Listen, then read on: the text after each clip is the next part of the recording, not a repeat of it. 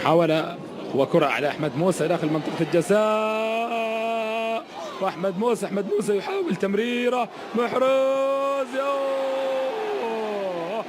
أخيرا يأتي الهدف، أخيرا يأتي الهدف بعد طول انتظار وليس لها إلا محرز، أخيرا يأتي الهدف. أو سليماني من سجل هدف يأتي أخيرا بعد مجهود رائع من أحمد موسى، وكرة أبت ورفضت.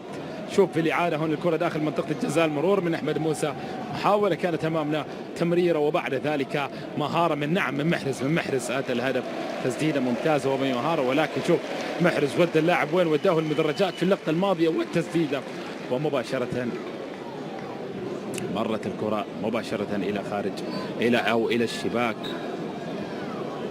مباشرة عانقت الشباك